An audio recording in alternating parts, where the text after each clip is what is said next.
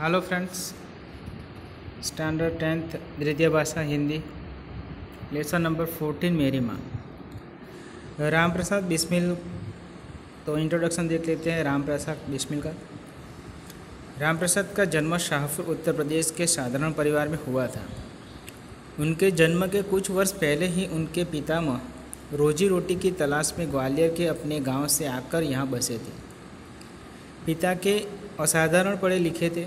कचहरी में सरकारी स्टाम्प बेचकर परिवार का पालन किया तथा बच्चों को शिक्षा दिलाई। उर्दू मिडिल की परीक्षा में 2 बार असफल होने के बाद अंग्रेजी मिडिल की पढ़ाई की। स्वाध्याय से बांग्ला भाषा सीखी। आरंभ में आर्य समाज की प्रवृत्तियां से जुड़े, बाद में क्रांतिकारी संगठन में सक्रिय हुए। काकोरी रेल डकैती कांड का मुख्य अभियुक्त मानकर उन्हें फांसी की सजा 23 मार्च 1930 the legend of Bhagat Singh, Sukhdev और राम प्रसाद बिस्मिल, इन 3 को 23 मार्च कब friends 23 March the legend of Bhagat Singh 1930। तो राम प्रसाद बिस्मिल, सुखदेव और भगत सिंह को फांसी दी गई थी फ्रेंड्स। याद रखना। मुख्य केस था काकोरी रेल डकैती। आरंभ में राम तथा अज्ञात नाम से पत्र पत्रिका लिखते थे। कौन? राम प्रसाद बिस्मिल। बांग्ला से हिंदी में अनुवाद भी किए।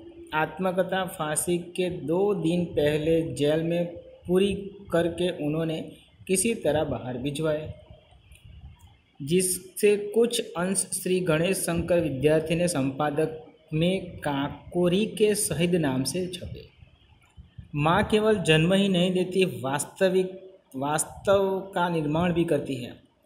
उनकी आत्मकथा के इन अंशों में प्रसिद्ध क्रांतिकारी राम प्रसाद बिस्मिल अपने जीवन निर्माण में अपनी मां के अवर्णनीय योगदान के प्रति नतमस्तक होते हैं और जन्मांतर में उन्हें ऋणी से अऋणी होने की कोई संभावना दिखती नहीं है। स्टार्ट करें लेसन। तो फ्रेंड्स, लखनऊ कांग्रेस में जाने के लिए मेरी बड़ी इच्छा थी। दादी और पिताजी तो विरोध करते रहे, किंतु माताजी ने मुझे खर्च दे दिया। उसी समय शाहजहांपुर में सेवा समिति का आरंभ हुआ था।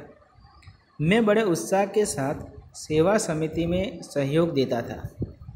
पिताजी और दादाजी को मेरे इस प्रकार के कार्य अच्छे ना लगते थे, किंतु माताजी मेरी उत्साह भंग ना होने देती थी, जिसके कारण उन्हें अक्सर पिताजी की डांट, फटकार तथा दंड सहन करना पड़ता था। वास्तव में मेरी माताजी देवी हैं। मुझ में जो कुछ जीवन तथा साहस आया, वह मेरी माताजी तथा गुरुदेव श्री सोमदेव जी की कृपाओं का ही परिणाम है। दादी जी और पिताजी मेरे विवाह के लिए बहुत अनुरोध करते, किंतु माताजी यह कहती कि शिक्षा पा चुकने के बाद ही विवाह करना उचित होगा।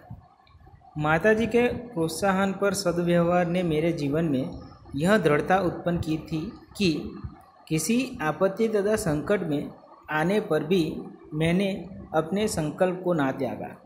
एक समय मेरे पिताजी दीवानी मुकदमे में किसी पर दावा करके वकील से कह गए थे कि जो काम हो वह मुझसे करा ले। कुछ आवश्यकता बढ़ने पर वकील साहब ने मुझे भेजा और कहा कि मेरे पिताजी के हस्ताक्षर वकालतनामे पर कर दो। मैं तुरंत उत्तर दिया कि यह तो धर्म विरुद्ध होगा। इस प्रकार का पाप मैं कदापि नहीं करूँगा। वकील साहब ने बहुत समझाया कि मुकदमा खारिज हो जाएगा, किंतु मुझ पर कुछ भी प्रभाव ना हुआ। ना मैंने हस्ताक्षर किया।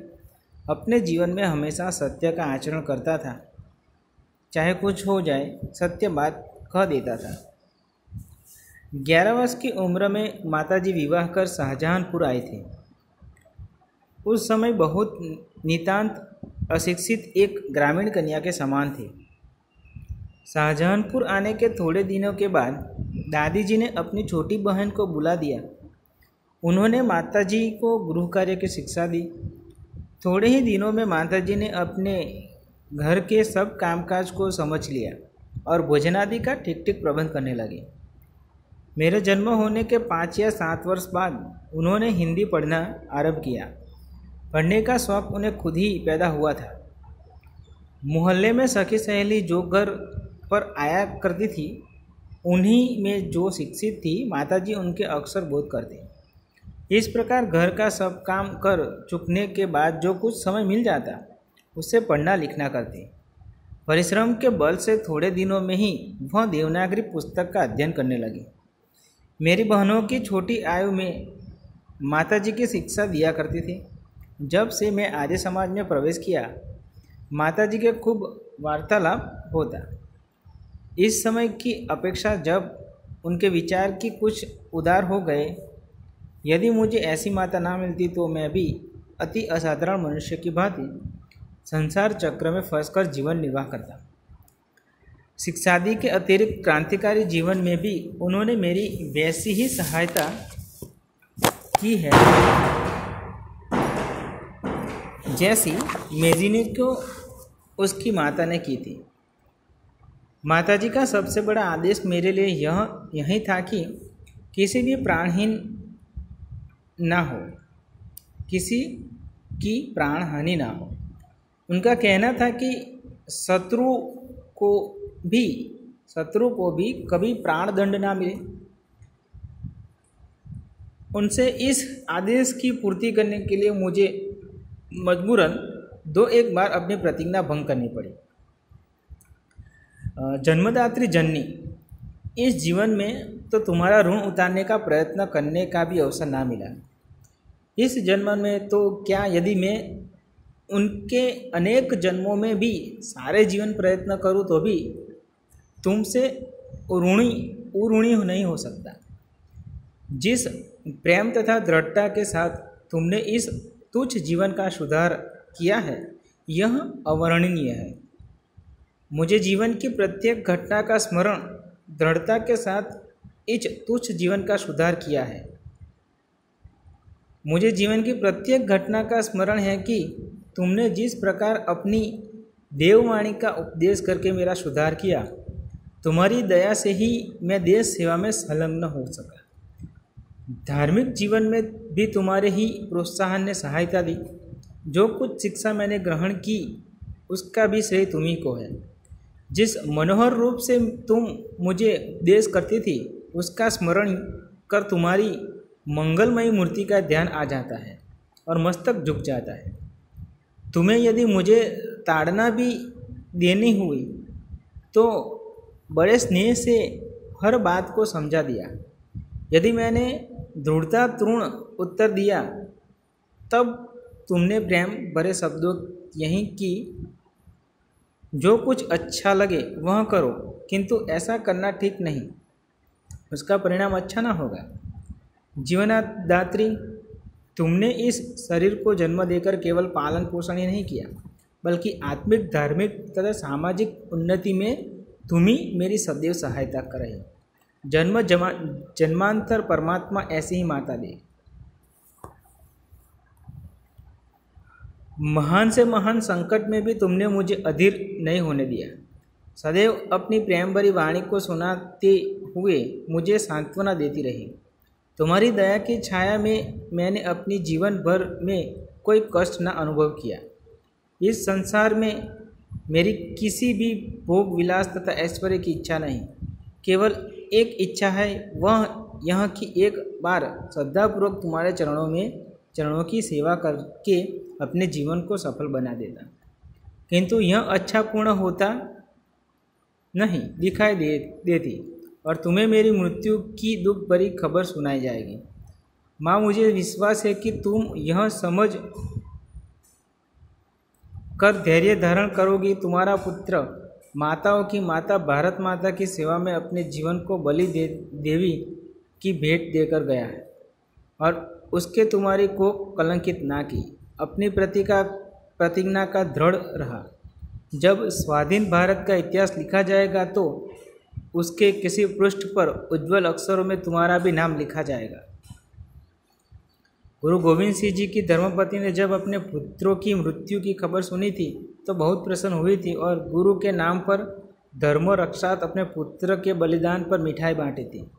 जन्मात्री वर दो कि अंतिम समय में मेरा हृदय किसी प्रकार विचलित ना हो और तुम्हारे चरण कमल को प्रणाम करने में परमात्मा का स्मरण करता हुआ शरीर त्याग करूं। तो फ्रेंड्स, ये बात हो गई उन क्रांतिकारियों की जो हमें आज आज़ादी मिली है। ओके, तो उस आज़ादी के लिए किन किन लोगों ने किन किन तरीके से अपनी जान दी है। वो भी किसी का माल लाल था, वो भी किसी का भाई था, मरने वाला भारत का ही कोई इंसान था। फ्रेंड्स, आज़ादी मुफ्त में नहीं मिली, हमें उसकी रक्षा करनी चाहिए। ठीक है फ्रेंड्स, और राम प्रसाद बिस्मिल जैसे कैरेक्टर, कई अनेकों कैरेक्टर हमारे सामने आज उभर कर आए हैं जिनके नाम भी हमें नहीं जानते। कुछ किन्हों के नाम हमें पता है, तो हमें उन लोगों को मान और सम्मान के साथ हमारे देश के साथ उनको इतिहास में उसे जुड़े रखना चाहिए। तो फ्रेंड्स, ये सब जो मोरल ऑफ द स्टोरी हमें बताता है कि ये हमारा कैरेक्टर का कैरेक्टराइज जो करते हैं, हमारा निर्माण जो करने वाले कोई व्यक्ति हैं तो वो हमारी माँ होती है।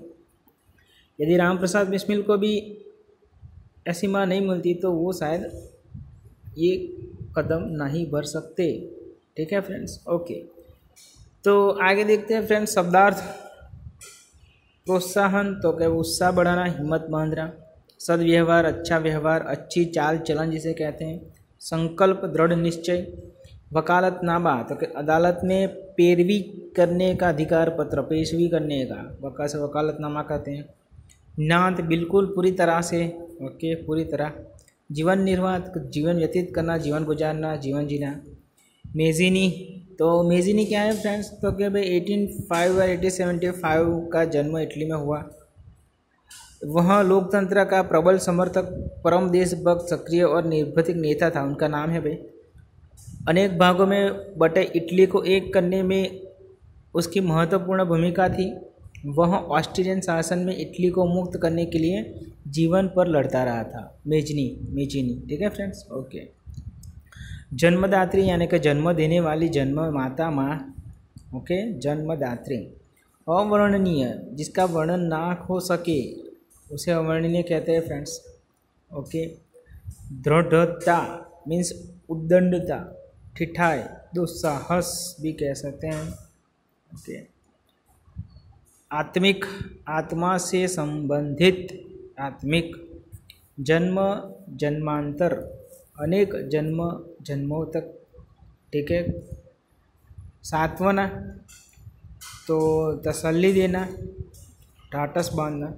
धर्म, रक्षा तो धर्म की रक्षा कर के लिए। विचलित, अस्थिर, डिगा हुआ, चंचल, कभी विचलित कह सकते हैं, ठीक है फ्रेंड्स। तो ये कुछ शब्दार्थ हमें याद रहने चाहिए, ओके फ्रेंड्स। सो हमने आज कंप्लीट किया है फ्रेंड्स लेसन नंबर 14, मेरी माँ। राम प्रसाद बिस्मिल, जन्म शाहजहानपुर, उत्तर प्रदेश, ठीक है फ्रेंड्स। और काकोरी जेल डकैती में उनकी अहम भूमिका रही थी। सुखदेव, राम प्रसाद बिस्मिल और भगत सिंह को 23 मार्च 1930 the legend of Bhagat Singh को फांसी दी गई थी, इन तीनों को साथ में, ठीक है।